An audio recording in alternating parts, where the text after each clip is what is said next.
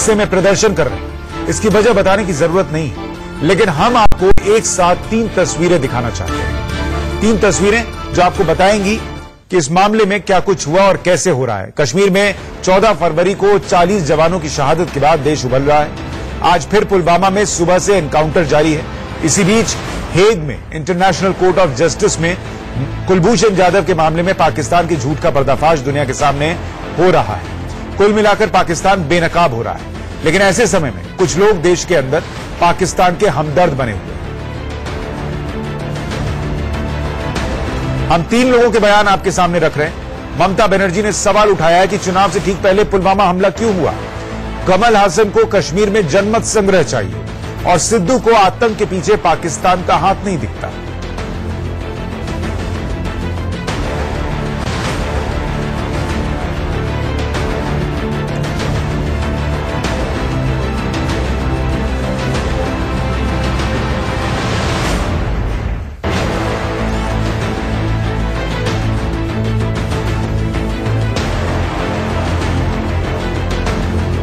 सवाल यह है कि कहां तो अभी तक सब एक थे, लेकिन ममता बनर्जी को तुरंत चुनाव में फायदा और नुकसान दिखने लगा। कमल हासन को कश्मीर मामलों के विशेषज्ञ बन गए हैं। सिद्धू, जिनके दिल में इन दिनों पाकिस्तान परस्ती हिलोरे मार रही है, सिद्धू के मामले में आप पंजाब विधानसभा में भारी हंगामा हुआ है। कैप्टन अमरिंदर सरकार के लिए सिद्धू को कैबिनेट में रखना हर दिन मुश्किल होता जा रहा है। हम आपको कुलभूषण मामले की अपडेट भी दिखाएंगे, लेकिन सवाल हमारा सीधा है। बॉर्डर पर तो जो होना है वो हो रहा है, लेकिन बॉर्डर के अंदर छिपे ऐसे पाकिस्तान परस्तों को क्या किया जाए जो बोलने की आजादी के नाम पर कुछ भी अनाप शनाप बोलते हैं। आज जवाब तो देना होगा हमें, यही सवाल हम रखने जा रहे हैं। हमारे साथ बीजेपी के प्रवक्ता राजीव जेटली जुड़ रहे हैं। सुरेंद्र सिंह राजपूत कांग्रेस के प्रवक्ता हमारे साथ होंगे। स्कंद तायल फॉर्मर एम्बेसडर हमारे साथ हैं। इसके अलावा lieutenant general retired Narendra Singh defence expert के तौर पर हमारे साथ जुड़ रहे हैं। विंग कमांडर प्रफुल्ल बख्शी हमारे साथ थोड़ी देर में जुड़ेंगे। और ये तमाम मेहमान जो है जिनसे हम ये चर्चा करेंगे, लेकिन इस चर्चा की शुरुआत करें उससे पहले एक बहुत छोटे से ब्रेक के लिए रुक रहे हैं। ब्रेक के उस पर बिना किसी ब्रेक के चर्चा को आगे बढ़ाएं।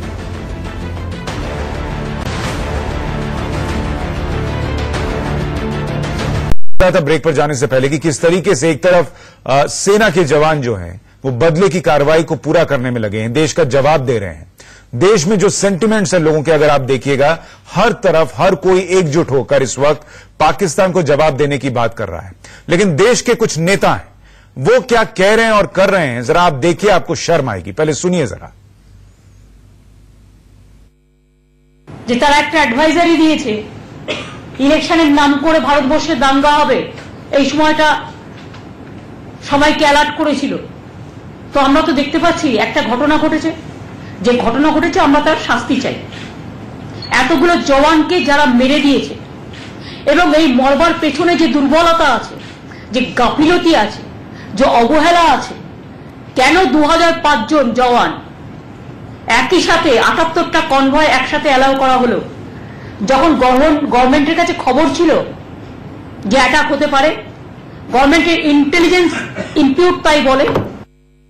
मैं अटल खड़ा हूं और आज भी जो मेरा स्टैंड है वो कोई झुका नहीं सकता, लेकिन उसको लाओ जिसने ये किया था, और जिसने किया था, जिसने रिस्पॉन्सिबिलिटी ली 99 में कांधार जब हुआ था, उसे किसने छोड़ा था। आतंकवाद की कोई जात नहीं, कोई कम्युनिटी नहीं, कोई कौम नहीं, और इसीलिए नवजोत सिंह सिद्धू आज भी अपने स्टैंड पे खड़ा है। तो ममता बनर्जी, अभी जो शहीद हैं उनकी चिताओं की आग भी ठंडी नहीं हुई। ममता बनर्जी पूछ रही हैं कि चुनाव के जो शहीद हैं उनकी चिताओं की आग भी ठंडी नहीं हुई। ममता बनर्जी पूछ रही हैं कि चुनाव के पहले पुलवामा हमला कैसे हो गया। क्या ये आपको बात जो है वो पाकिस्तान जैसी नहीं लगती कि वो भी पूछ रहे हैं कि आपके यहां जो हुआ कहीं आपने ही तो नहीं कराया। नवजोत सिंह सिद्धू पाकिस्तान का नाम नहीं लेना चाहते। वो कहते हैं कि पाकिस्तान का नाम क्यों लें, क्योंकि आतंक का कोई देश नहीं होता। और कमल हसन कह रहे हैं कि जनमत संग्रह कराइए कश्मीर में। ये इस देश के नेता हैं। इस वक्त हर हिंदुस्तानी, हर भारतीय पाकिस्तान को क्या जवाब दिया जाए, कैसे शहीदों का बदला लिया जाए, इसकी बात कर रहा है, और देश के नेता ये कर रहे हैं। हमारे साथ कुछ खास मेहमान जुड़ रहे हैं। राजीव जेटली हैं बीजेपी के प्रवक्ता, सुरेंद्र सिंह राजपूत हैं कांग्रेस के प्रवक्ता, स्कंद तायल हैं farmer ambassador, lieutenant general retired Narendra Singh हैं डिफेंस एक्सपर्ट के तौर पर, और विंग कमांडर प्रफुल्ल बख्शी भी हमारे साथ थोड़ी देर में जुड़ जाएंगे। आप सभी का बहुत स्वागत है। और उज्जवल निकम साहब भी हमारे साथ हैं, वरिष्ठ वकील हैं। उनसे जो हेग में कुलभूषण जाधव मामले की सुनवाई चल रही है उस पर भी हम चर्चा करेंगे। लेकिन पहले मैं जिन नेताओं का जिक्र कर रहा था, सुरेंद्र जी, मैं आपसे सवाल पूछ रहा हूं पहला, और मैं आज आपसे ये चाहूंगा कि जब आप जवाब दें तो कौन से नेता ने यह बयान दिया और वो किस पार्टी का है, यह सोचकर जवाब मत दीजिएगा, और जवाब देते वक्त आप किस पार्टी से हैं यह भी सोचकर मत दीजिएगा। एक हिंदुस्तानी के तौर पर जवाब दीजिएगा कि जो ममता बनर्जी या नवजोत सिद्धू या कमल हसन कह रहे हैं, क्या वो उचित है इस वक्त?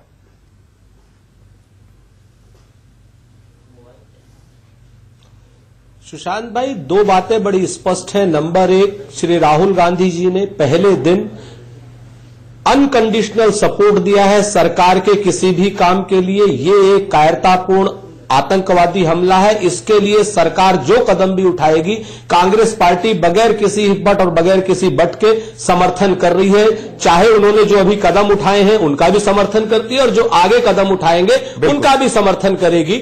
और इस समय इसके अलावा कोई भी बयान, कोई भी राजनीतिक बयान अनकॉल्ड फॉर है, और किसी भी तरीके से ऐसे बयानों की कोई स्थान नहीं होनी चाहिए। इसमें राजनीति का कोई स्थान नहीं होना चाहिए। लेकिन सुशांत भाई, इसमें बयानों को पूरा दिखाया जाना चाहिए। नवजोत सिद्धू के बयान को भी कंडम होना चाहिए, ममता बनर्जी के बयान को भी कंडम होना चाहिए, लेकिन इसके साथ साथ नरेंद्र मोदी जी के बयान का भी कंडम होना चाहिए, और अमित शाह के बयान का भी कंडम होना चाहिए, जिन्होंने यह कहा था कि ये नया भारत है, नई रीति है, और ये कांग्रेस वाला भारत नहीं है, ये कांग्रेस की सरकार या यूपीए की सरकार वाला भारत नहीं है। नंबर एक, अमित शाह ने बयान दिया था असम में, और नरेंद्र मोदी जी ने दूसरी जगह पे बयान दिया था, उनका भी इतना ही कंडम होना चाहिए। इस देश में इस वक्त राजनीति का पुलवामा हमले में कोई स्थान नहीं है। कोई भी राजनीति करे, कोई भी दल राजनीति करे, मैंने कहा सर, नेता कोई हो, पार्टी कोई हो, फर्क नहीं पड़ता। पर क्या कांग्रेस पार्टी या सुरेंद्र राजपूत को लगता है कहीं से मेरे ख्याल से अगर आप इन दोनों को भी शामिल कर देंगे तो ज्यादा अच्छा रहेगा सुशांत भाई, आपकी निरपेक्षता बनी रहेगी। क्या इसकी कोई गुंजाइश भी हो सकती है? कश्मीर हमारा हिस्सा है। कमल हसन इस देश में खड़े होकर कह रहे हैं जनमत संग्रह कराइए, क्यों कराएंगे आप? बिल्कुल नहीं, एकदम नहीं। कश्मीर भारत का अभिन्न अंग था, अभिन्न अंग है और अभिन्न अंग रहेगा। कमल हसन के खिलाफ कार्रवाई होनी चाहिए। ममता बनर्जी कह रही हैं कि वहां पर बीजेपी और आरएसएस के लोग तिरंगा लेकर निकल रहे हैं, इससे माहौल खराब होता है। इस देश में क्या तिरंगा लेकर निकलना अपराध हो गया है? क्या लोगों का सेंटिमेंट है? यहां शहीद हो गए लोग, हर आदमी। मैं आपको बताऊं सुरेंद्र राजपूत जी, अभी हमने खबर दिखाई कि कोटला में पाकिस्तानी क्रिकेटर्स की तस्वीरें उठाकर जमीन पर फेंक दी गई। यह सेंटिमेंट है, तिरंगा लहराना सेंटिमेंट है, वो गुंडे ही नहीं है।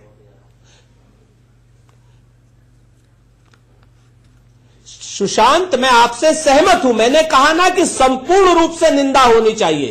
कोई भी आदमी हो, किसी भी तरीके का हो, कोई निंदनीय कार्य देश के खिलाफ करेगा, उसके खिलाफ कठोरतम धाराओं में कार्रवाई होनी चाहिए। लेकिन मैंने जो दो बयान और आपको जुड़वाए हैं, वो अमित शाह जी का और नरेंद्र मोदी जी का, आप भी थोड़ी सी हिम्मत करें उन दोनों बयानों की मैंने तो बोल दिया।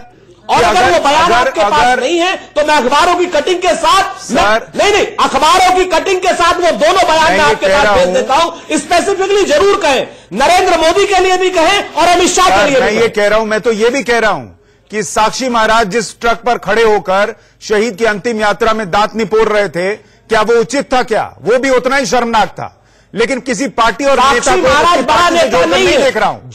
जिस नेता का साक्षी महाराज बड़ा नेता नहीं है, नरेंद्र मोदी जी और अमित शाह जी भारतीय जनता पार्टी के सर्वोच्च नेता है। अगर वो इस बात से पीछे हट जाएंगे तो निश्चित तौर पर, जैसे हमारे यहां राहुल गांधी जी के बयान के बाद किसी के बयान की आवश्यकता नहीं है, उसी तरीके से नरेंद्र मोदी जी के बयान के बाद किसी के बयान की आवश्यकता नहीं है, अमित शाह जी के बयान के बाद किसी बयान की आवश्यकता नहीं है। इन दोनों ने निंदनीय बयान दिए। राजीव जेटली जी, क्या इसमें जो सुरेंद्र जी कह रहे हैं उसका जवाब देने के साथ आप उस पर भी जवाब दीजिए, और जो ममता बनर्जी और जो कमल हसन और जो नवजोत सिद्धू कह रहे हैं, ऐसे लोगों का क्या इलाज है?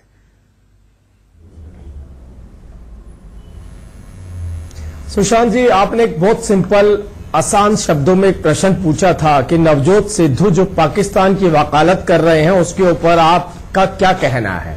तो ये कहते हैं हम उसे कंडेम करते हैं। मतलब एक कांग्रेस का बड़ा नेता जिसके बयान को केवल कंडेम करके छोड़ दिया जाता है। दो बातों को साथ जोड़ के इसलिए देखने की जरूरत है। दूसरी तरफ अमित शाह जी ये कहते हैं कि हां अब बदलाव आया है, अब वो वाला भारत नहीं रहा जब गलियों कूचों में 33 टेररिस्ट अटैक होते थे, बावजूद उसके जवाब नहीं दिए जाते थे। वो ये कहना चाहते थे कि जो पाकिस्तान या आतंकवादी हमारी देश की तरफ अपनी आंखें उठाएगा उसकी आंखें निकाल ली जाएंगी। हाँ, तो ये बात ऐसे भी कही जा सकती थी कि जो हमारी तरफ देखेगा उसकी हम आंख निकाल लेंगे। पिछली सरकारों से तुलना की जरूरत नहीं थी सर। वही तो कह रहे हैं कि उसमें भी उस बयान में सियासत क्यों, कि पहले ये होता था, देखिए हम ये कर रहे हैं। अरे लोगों को दिख रहा है, आपको बताने की जरूरत थोड़ी है। मैं केवल इसी बात को आगे बढ़ा रहा हूं। आपने जो बात कही है मैं भी वही कह रहा हूं कि उन्होंने कहा कि अब आंखें निकाल ली जाती हैं। एक कंपैरिजन इसलिए रखा गया था कि देश की जनता इस बात के लिए बिल्कुल निश्चिंत रहे, जो देश के प्रधानमंत्री ने कहा है, जो कहते हैं वो करके दिखाते हैं। और बात यहां पर यह हो रही है कि देश के प्रधानमंत्री ने अगले दिन बयान दिया कि उन लोगों ने इतनी बड़ी गलती कर ली है जिसका खामियाजा उनको भुगतना पड़ेगा, अपने पैरों पर कुल्हाड़ी मार ली है। ये एक देश के प्रधानमंत्री कहते हैं, जिनको बार बार नरेंद्र मोदी जी, नरेंद्र मोदी कह के संबोधित किया जा रहा है, ये वो बात कह रहे हैं। और दूसरी तरफ देश में खौलता हुआ खून जो हमारी सेना का, इसी तरीके के अटैक पर अगर देश के प्रधानमंत्री से जाकर कहते हैं कि भाई हमें परमिशन दीजिए, हमारी गलियों के अंदर कत्लेआम बचाया उन्होंने, हम जाके बदला लेना चाहते हैं, तो उस वक्त प्रधानमंत्री कहे नहीं आप बदला मत लीजिए, ये तो उनको गुस्सा आ जाएगा, गुस्सा आएगा तो और नुकसान करेंगे हमारा। ये कंपैरिजन करना इसलिए जरूरी था कि अब ये देश वो देश नहीं है, अब ये बदल चुका है। इसमें क्या बुराई है आप ये बताइए। बुराई तो इस बात में है कि आप कहते हैं जिस पाकिस्तान ने, जिस आतंकवादियों ने हमारे सुशांत, अब हम भी कंपैरिजन करना शुरू कर देते हैं। यही मैं कह रहा था ना, जेटली बड़े नेता उसी की हम भी कंपैरिजन करना शुरू कर देते हैं भारतीय जनता पार्टी का, और आपके इस शो को इस कंपैरिजन का शो ही बना देते हैं। मैं आपकी तरफ से ही बोल रहा हूं जेटली जी, ये कंपैरिजन उचित नहीं है। क्यों नहीं है मैं आपको समझाता हूं, आप सुनिए उचित क्यों नहीं है। क्योंकि प्रधानमंत्री जहां से खड़े होकर बोल रहे थे वो देश के प्रधानमंत्री के तौर पर बोल रहे थे। वो चुनावी रैली में अपने लिए वोट नहीं मांग रहे थे कि पिछली सरकार में देखिए ये होता था और हम ये करेंगे, इसलिए ये बोलना गलत था। बोलिए कि ये देश ये करेगा, पिछली सरकार में क्या होता था ये गिनाने की जरूरत नहीं है।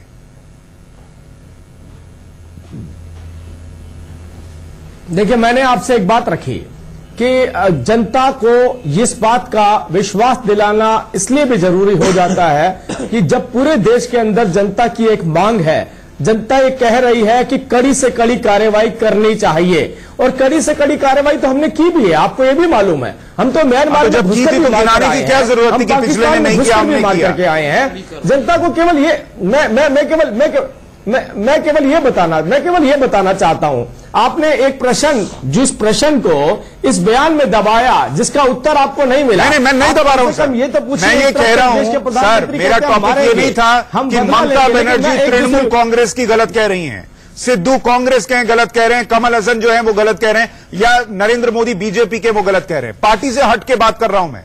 कोई भी नेता हो अगर वो इस पर सियासत कर रहा है तो वो गलत है, चाहे वो देश का प्रधानमंत्री हो, चाहे वो नवजोत सिंह सिद्धू हो, चाहे वो तृणमूल कांग्रेस की ममता बनर्जी हो, चाहे वो कमल हसन हो। देखिए हमें एक बात तो नोटिस करके रखनी पड़ेगी कि जब हम देश की जनता की बात करते हैं, राहुल गांधी जी का स्वागत है। राहुल गांधी जी ने कहा सरकार जो भी कदम उठाएगी हम उनके साथ हैं। कंपैरिजन का दिन नहीं है, बहुत अच्छी बात राजपूत जी ने बोली, कंपैरिजन का दिन नहीं है। हम आतंकवादियों को, मनोबल को नहीं बढ़ा सकते, उनके मंसूबों को कामयाब नहीं कर सकते। अपने नेताओं को ये नहीं कह सकते कि जाकर बयान दीजिए ऐसे जिससे उनका मनोबल और बढ़े। हम नहीं कह सकते उन लोगों को, अलगाववादियों को, ताकि उनको प्रोत्साहन मिले। हमारे देश के अंदर हमारे ही नेता अगर उनका समर्थन करते हुए नजर आए, ठीक है, अगर ये आतंकवादी हमला ना हुआ होता तो आपके पास ये अधिकार थे, अभिव्यक्ति की आजादी और अपनी स्वतंत्रता के नाम पे आप कहीं भी जाकर कोई भी देश के खिलाफ नारे लगा रहा होता, आप उसका हिस्सा बन जाते, हो सकता है आपकी चुनावी राजनीति उससे चल जाती। लेकिन यहां पर बिल्कुल विपरीत दिन है, बिल्कुल विपरीत समय है। यहां पर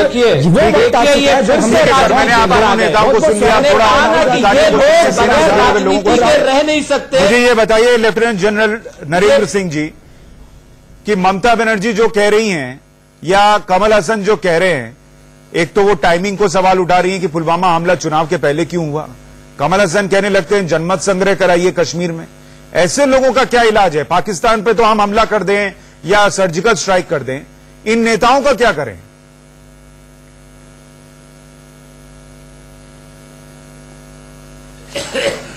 देखिए, बड़े दुख की बात है कि इतना बड़ा देश में कांड हो गया है, देश में गुस्सा है। हम बोल रहे हैं पाकिस्तान के खिलाफ एक्शन लेना चाहिए और उसके बावजूद हम पॉलिटिक्स से ऊपर नहीं उठ पा रहे हैं। हम अंदरूनी लड़ाई अपने आप ही हार रहे हैं।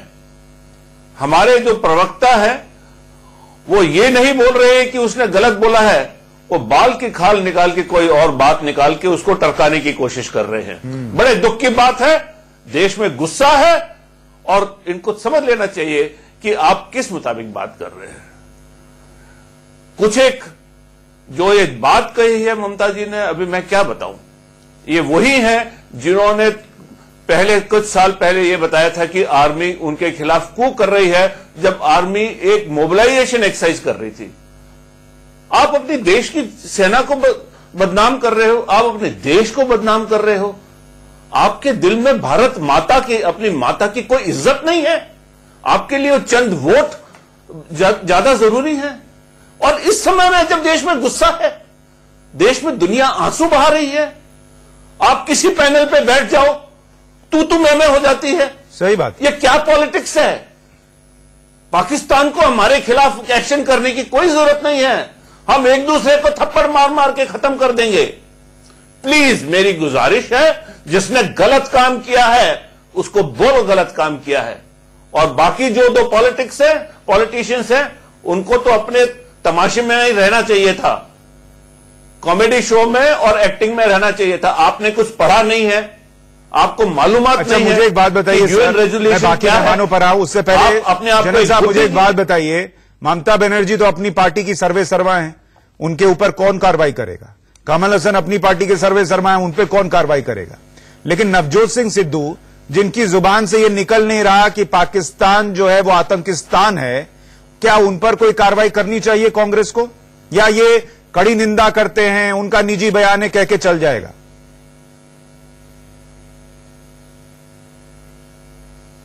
ये क्या पहला मौका है जब उन्होंने ऐसी गलत काम किया है? वो आप जाके उधर गले मिल लेते हो और then you start comparing yourself with prime minister. आपकी कोई हैसियत है नहीं। आपको एक दोस्त ने बुलाया है तो आप एक दोस्त के लिए आप दगा कर रहे हो देश के साथ। पहला मौका नहीं है। इट्स अबाउट टाइम कि उनको कॉमेडी से जैसे निकाला है, पॉलिटिक्स में पार्टी से भी निकाल देना चाहिए। पार्टी से निकाल देना चाहिए। ताहिल साहब, आपके हिसाब से ममता बनर्जी, कमल हसन और नवजोत सिंह सिद्धू, ऐसे नेताओं का क्या इलाज है? देखिए, ये समय है कि भारत के सब नेता, सब पार्टी देश की जनता के साथ खड़े हों। देश की जनता में कितना रोष है वो सबको पता है, मीडिया दिखा रही है, न्यूज़पेपर्स दिखा रहे हैं। इसमें मैं ये कहूंगा कि कमल हसन की पार्टी से एक बड़ा क्लियर स्टेटमेंट आ गया है कि जो भी कुछ कहा गया था उसको गलत इंटरप्रेट किया गया है, और पूरी पार्टी, कमल हसन खुद बिल्कुल क्लियर है कि कश्मीर भारत का अभिन्न अंग है। तो मेरे ख्याल से उसको थोड़ा अलग देखा जाए। पर जो नवजोत सिंह, तो जब रिएक्शन आ गया ना तब उन्होंने पलट दिया। तो उन्होंने पब्लिकली कुछ देखिए कुछ बोल दिया। मेरे ख्याल से थे कि जनमत संग्रह कराने से भारत सरकार को डर, वो उन्होंने बिना सोचे समझे कुछ बोल दिया। मेरे ख्याल से उसको बहुत अधिक तूल नहीं देना चाहिए। पर जो ममता बनर्जी जिस तरह से कह रही हैं, मुझे तो लगता है टीएमसी के लोगों को खुद आना चाहिए और झंडा लेके आना चाहिए और भारत की फौज के साथ, भारत की सीआरपीएफ के साथ, भारत के जवानों के साथ खड़े रहना चाहिए। और इसमें रूलिंग पार्टी की बहुत रिस्पॉन्सिबिलिटी है कि पूरे देश को साथ लेके चले, हर पार्टी को साथ लेके चले। होम मिनिस्टर श्री राजनाथ सिंह जी ने एक मीटिंग की है सब पार्टी के साथ, पर मैं समझता हूं कि पता सब पार्टी के नेताओं के साथ, और उनको समझाना चाहिए कि भाई इस समय सब लोग हम साथ हैं और वो खुद राजनीति ना करें। अभी देखिए, पीछे तो जाने की कोई जरूरत नहीं है। मसूद अजहर को किसने छोड़ा था? वो एनडीए गवर्नमेंट ने छोड़ा था। यूपीए गवर्नमेंट ने बहुत 9/11 के बाद कुछ नहीं हुआ हमारे यहाँ जो बॉम्बे में हुआ, तो 26 नवंबर को जो हुआ था। तो देखिए, पीछे जाने की जरूरत नहीं है, आगे देखिए, भविष्य को देखिए और कैसे पाकिस्तान को करारा जवाब देना है पूरे देश को, हर पार्टी को, पूरी जनता को केवल उसी पर कंसंट्रेट करना चाहिए। सिद्धू के साथ क्या होना चाहिए? सिद्धू को तो मेरे ख्याल से कांग्रेस को पार्टी से निकाल देना चाहिए, क्योंकि उन्होंने पाकिस्तान का नाम नहीं लिया और वो घुमा फिरा के, अब अगर इमरान खान से इतनी दोस्ती है तो पाकिस्तान चले जाएं और वहीं की पाकिस्तान की टीम में खेले और उनकी टीम में। बख्शी साहब, इन नेताओं का क्या इलाज है, क्या कीजिएगा?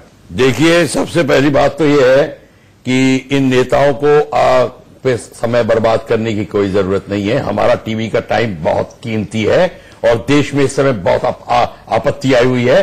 इनके ऊपर आप टाइम बर्बाद करेंगे। टाइम इसलिए बर्बाद करना पड़ रहा है, पब्लिसिटी मिल रही है। ममता बनर्जी जब ये कहती हैं कि ये चुनाव के पहले पुलवामा अटैक कैसे हो गया, तो क्या आपको लगता है लोगों के मन में एक शक पैदा नहीं होगा? आप क्या करेंगे? लोगों के मन में शक पैदा, जब आप जैसे बड़े लोग बैठकर कंडेम करेंगे तो लोगों को समझ में आएगा कि ये सियासत है, इसलिए शो करते हैं। इससे ज्यादा क्या कंडेमनेशन है? मैं कह रहा हूं इनको वापस स्कूल भेजिए, खत्म करिए, इनको इग्नोर करिए। अगर सबके पीछे आप ऐसे कहानीबाजी को पीछे पड़ जाएंगे तो हम कहां के रहेंगे?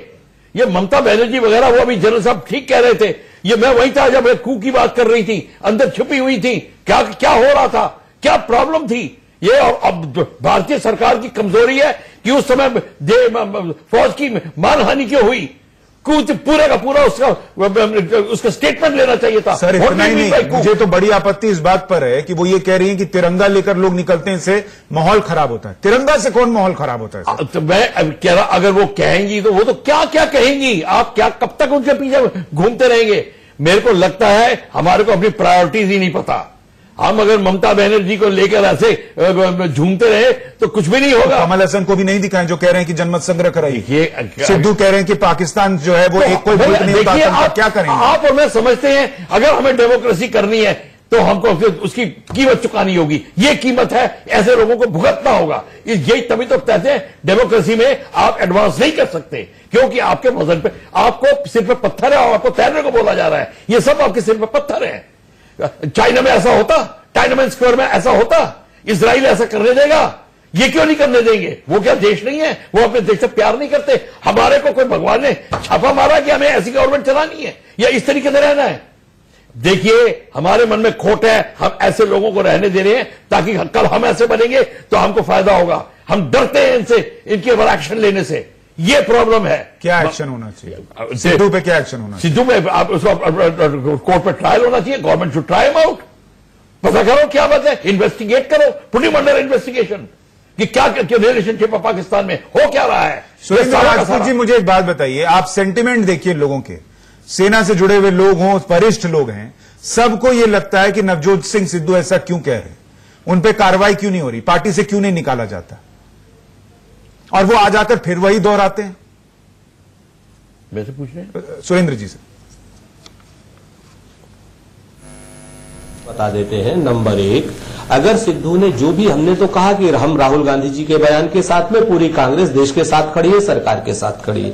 नवजोत सिंह सिद्धू का कोई भी बयान अगर इस तरीके की गलत है तो सरकार को चाहिए कि वो पूरी तरीके से कार्रवाई करे, क्रिमिनल ऑफेंस में डाले, राजद्रोह में डाले। हम सरकार की किसी भी कार्रवाई का इस मामले में समर्थन करेंगे। एक लाइन में हमने बात करवा दीजिए उनको। यहां पर 2-3 बातें बड़ी स्पष्ट होनी चाहिए।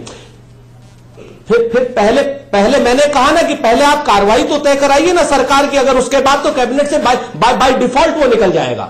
और एक चीज को मैं बता दूं कि यहां पर खाम में राजनीतिक विवाद पैदा करके राजनेताओं को उल्टी सीधी बात करके मेरे ख्याल से उचित नहीं है। दूसरी बात मैं जो आपसे कहना चाह रहा हूं, इस वक्त की बड़ी खबर हम बता रहे हैं दर्शकों को कि रिजर्व बैंक ऑफ इंडिया ने फैसला किया है कि वो भारत सरकार को 28,000 करोड़ रुपए देगी।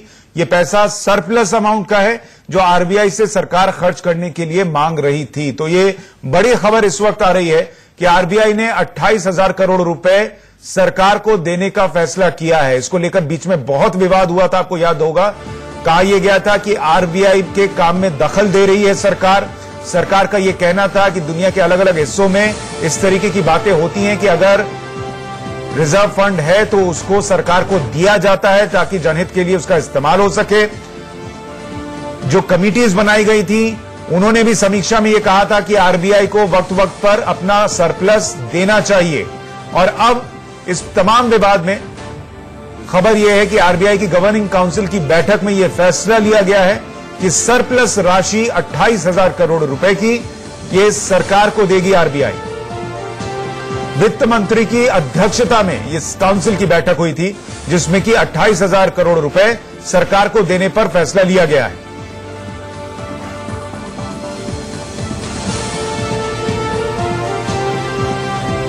श्वेता कोठारी हमारी सहयोगी ज्यादा जानकारी दे पाएंगी। श्वेता, क्या खबर है, कैसे ये इस फैसले को लिया गया, क्योंकि बहुत विवाद हुआ था, और 28,000 करोड़ की रकम क्यों? जी बिल्कुल, 28,000 करोड़ की भारी रकम जो आरबीआई इस वक्त सेंट्रल गवर्नमेंट को देगी जुलाई टू दिसंबर पीरियड के लिए। ये बता दें दर्शकों को कि इस पर काफी विवाद हुआ था पूर्व आरबीआई गवर्नर के बीच में और सरकार के बीच में, जिसके बाद आरबीआई ने इस्तीफा दे दिया था, आरबीआई गवर्नर ने इस्तीफा दे दिया था। अब जो हमें सुनने में आ रहा है वो कि ये है कि करीब 28,000 करोड़ रुपए मिलेंगे सरकार को।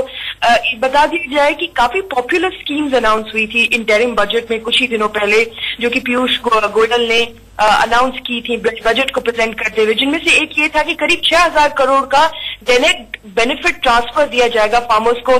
ऐसी काफी सारी स्कीम्स के लिए ये 28,000 करोड़ रुपए काफी जरूरी होंगे और इससे लिक्विडिटी काफी बढ़ेगी सेंट्रल गवर्नमेंट को, और इलेक्शन से पहले जो कि सारी स्कीम्स अनाउंस की जा रही है वो लिक्विडिटी इस वक्त सरकार को मिलेगी इन पैसों से। श्वेता, क्या जानकारी है कि इस बैठक में, चूंकि वित्त मंत्री भी थे, इस काउंसिल की बैठक में क्या ये एक राय थी कि सरप्लस पैसा सरकार को दिया जाना चाहिए, या अलग अलग राय भी बनी? हमें बताया जा रहा है सूत्रों के मुताबिक कि एक राय से ये पैसा दिया गया। काफी भारी मात्रा में बोर्ड मेंबर्स ने एग्री किया कि ये पैसा मिलना चाहिए। दर्शकों को बता दें कि 18 फरवरी को ये बैठक हुई, जिसमें ये फैसला लिया गया कि 28,000 करोड़ रुपए इस वक्त सेंट्रल गवर्नमेंट को दिए जाएंगे। बहुत शुक्रिया इस पूरी जानकारी के लिए श्वेता आपका। तो हमारी चर्चा जारी है। माफी चाहूंगा सुरेंद्र जी, आपको रोकना पड़ा था, अपनी बात पूरी कीजिए।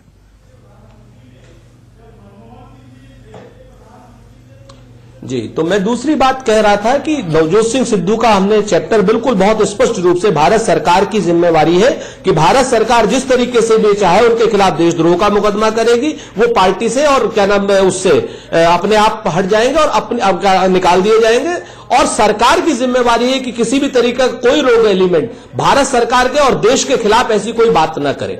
एक बात। दूसरी बात, यहां पर राजनेताओं की जगह पर अगर सीरीज की बात की जाएगी, भारत सरकार की नीतियों की बात की जाएगी, अभी जनरल साहब बहुत बड़ी बड़ी बातें बोल रहे थे। जनरल साहब से मैं पूछना चाहता हूं कि आखिर वो कौन से कारण है कि पठानकोट में हम आईएसआई को बुला लेते?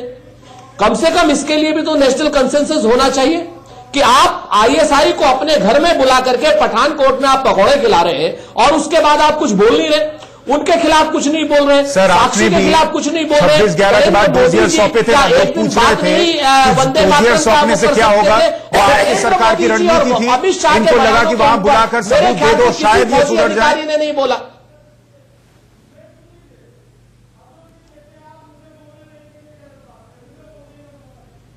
अमित शाह और नरेंद्र मोदी के मुखालिफ भी। जी आप कुछ कह रहे थे, मैं सुन नहीं पाया। मैं कह रहा था सर, आप कह रहे हैं कि पठानकोट के बाद उन लोगों को यहां बुलाया जांच के लिए। आपने भी 26/11 के बाद डोजियर सौंपे थे, जब देश चाहता था कि पाकिस्तान पर हमला हो जाना चाहिए। उस वक्त की सरकार की एक रणनीति थी, उनको लगा कि उनको मौका दीजिए, शायद सुधर पाएंगे। इस सरकार ने भी एक मौका दिया। आपको याद है, आपको याद है, जी मैं आपको वो भी बता देता हूं। आपको याद है कि डोजियर सौंपना तो एक वैधानिक प्रक्रिया का अंग है। डोजियर तो अभी भी सरकार पाकिस्तान को सौंप रही है, कह रहा हूं सर। और अभी भी सरकार ने पाकिस्तान को कल सौंपेगी, परसों सौंपेगी, लगातार सौंपेगी। ये दो देशों के राजनयन का मामला है। लेकिन पठानकोट में आईएसआई को बुलाना कोई राजनयन का मामला नहीं है, ये कूटनीति का मामला नहीं है। अपनी सरकार को खुद ही गलत बता रहे हैं, कूटनीतिक जो हमेशा होता है वो करके आपने 26/11 का छोड़ दिया और इस सरकार को क्षमा मांगनी जोड़ना चाह रहे हैं। देखिए, सबसे बड़ी बात ये जो बहस हो रही है, अपने अपने पॉइंट सब पेश कर रहे हैं, पर ये उनकी बात करते हैं, सरकार ने पठानकोट की बात करते हैं, वहां डोजियर की बात होती है। सारी प्रॉब्लम ये है, हमारे देश में सिक्योरिटी डॉक्ट्रिन कभी लिखी ही नहीं गई थी। 47 से लेके 1997 तक तो रैंड कॉर्पोरेशन ने लिख के दे दिया था पार्लियामेंट को, इंडिया के पार्लियामेंट को, कि आपके पास कोई डॉक्ट्रिन नहीं थी। Army, navy, air force, internal security, कोई भी, सारी लड़ाइयां बिना डॉक्ट्रिन के हुई थी। तब हरिडली हमने डॉक्ट्रिन लिखनी शुरू करी, और ये जो पॉइंट डिस्कस हो रहे हैं, ये लैक ऑफ डॉक्ट्रिनल थॉट के कारण हो रहे हैं। यही नहीं पता करना क्या चाहिए। पठानकोट में आपने उन लोगों को बुला के उनका इंस्पेक्शन करा रहे हो, डोजियर दे रहे हो, ये सारी डॉक्ट्रिनल थिंकिंग और पॉलिसी मेकिंग पे आती है। यह हमारी कमजोरी है, क्योंकि हमारे को सरकार चलाने वाली जो ब्यूरोक्रेसी और पॉलिटिकल बॉडी थी, उनको कोई ट्रेनिंग नहीं थी, कोई सोच नहीं था उनका, ये कारण था। अब हमारे को जागरूकता लानी चाहिए, अपनी पुरानी बातों को छोड़ के आगे करना चाहिए जो कि कश्मीर में हो रहा है। हम इससे ये पूछा जाए कि हम अगला कदम क्या उठाएगी गवर्नमेंट, पाकिस्तान को जो हमने चुनौती दी है कि अब क्या करेगी अब गवर्नमेंट, फौज को खुली छूट दी है, उसके बारे में क्या करेंगे हम? तो सर जब अपने ही नेता सरकार की टाइमिंग पर सवाल उठाएंगे तो सरकार के कदम तो पीछे जाएंगे ना सर। क्योंकि सरकार कमजोरी शुरू से दिखाएगी। जब बाप कमजोर होके बच्चों की तरफ बिहेव करेगा तो बेटे उसके सर पे चढ़ेंगे। ये तो हो रहा है। राजीव जेटली जी अभी सुरेंद्र राजपूत कह रहे थे कि नवजोत सिंह सिद्धू गलत हैं, तो कांग्रेस पार्टी भी कह रही है कि उन पे देशद्रोह का मुकदमा चलाए सरकार।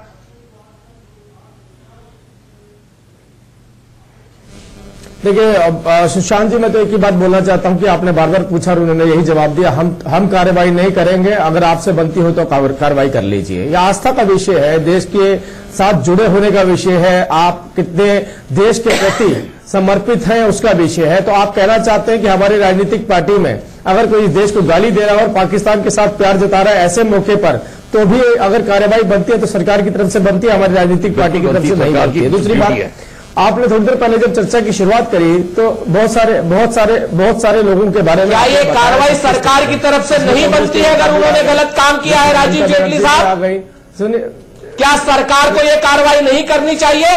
क्या सरकार कैसे चुपचाप बैठी रहेगी? अगर है हिम्मत सरकार तो हम तो चाहते, हम समर्थन में हैं आपके, हम तो चाहते हैं कि आप कार्रवाई कीजिए, हिम्मत दिखाइए। तो जैसे आपने हुर्रियत नेताओं के खिलाफ कार्रवाई की है, दिखाइए उस नेता के खिलाफ कार्रवाई करके। तो सुनिए, हमने हुर्रियत का समर्थन किया, हम इसका भी समर्थन करेंगे। अगर इतना जोर से बोलेंगे तो एक बात और साथ सुन तो लीजिए, फिर एक बात और साथ में जोड़ दीजिए। कार्रवाई की अगर बात कह रहे हैं, अपनी आस्था से अलग हटते हुए कहते हैं कि जो भी व्यक्ति इस देश में कहे कि मुझे लश्कर तैयबा से डर नहीं लगता, क्या उसके खिलाफ कार्रवाई होनी चाहिए कि नहीं होनी चाहिए? बताइए मुझे। अब जोड़ेंगे तो पूरी बात जोड़िए, आधी अधूरी बात मत कीजिए अपनी सहूलियत के हिसाब से। मैं आज ये विषय नहीं उठाना चाहता था, मैं केवल इतना बात बोलना चाहता हूं। सुशांत, ये डरपोक लोग हैं, सुनिए, ये कायर लोग हैं, ये भारतीय जनता पार्टी के वो कायर लोग हैं जो किसी भी कार्रवाई को करने से डरते हैं। मजबूत कार्रवाई, आपने हुर्रियत के खिलाफ कार्रवाई की, ये लोग सिर्फ मीठा। राजीव जेटली जी, आपने हुर्रियत के खिलाफ कार्रवाई की, सरकार सख्ती से निपटेगी। जो देश के साथी इसके खिलाफ ये कहा, वो कह रहे हैं कि आप सिद्धू के खिलाफ भी कार्रवाई कीजिए, हम साथ देंगे। आपको किस बात का डर है? कीजिए सिद्धू पे कार्रवाई। मैं सुशांत जी, जरूर की जाएगी। आपका प्रश्न क्या था? आप ये तो सोचिए, आपने पूछा कांग्रेस से पूछा कि नवजोत सिंह सिद्धू जो पाकिस्तान के साथ अपना प्यार दिखा रहे हैं, आपकी राजनीतिक पार्टी ने कैबिनेट से निकालेगी।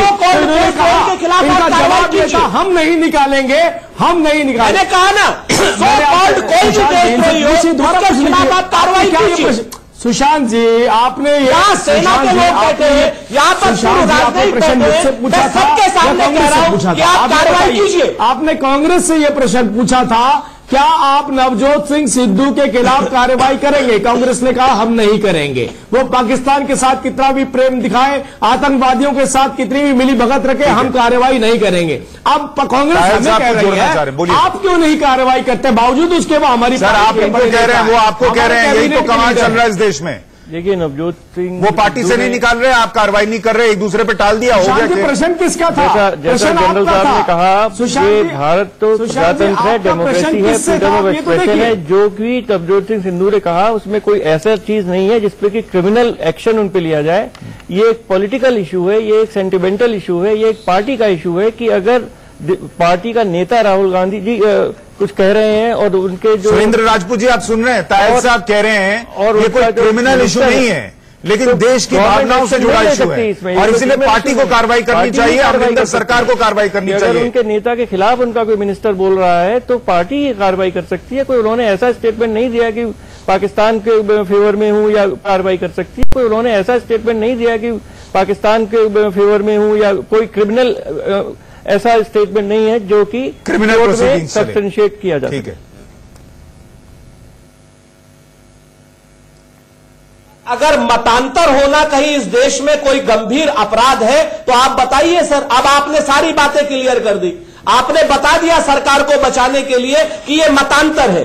दो लोगों के बीच के मत का अंतर है, और मतांतर में बताइए क्या कार्रवाई करें। सभी लोग सरकार को पाकिस्तान में आतंक नहीं फैल रहा है, पाकिस्तान से ये मतांतर नहीं है, फायर देना बंद, ये मतांतर नहीं है सर। और आप गलत कह रहे हैं, दूसरी बात ये देश के खिलाफ है। भले कानूनी तौर पर आप कुछ भी न चला पाइए, ये देश के खिलाफ होना है, श्री अमित शाह ये मतांतर भर नहीं है, वही कार्रवाई और यही आप लोग सियासत कर जाते हैं। एक छोटे से ब्रेक ले रुक रहा हूं, जल्द लौट रहा हूं।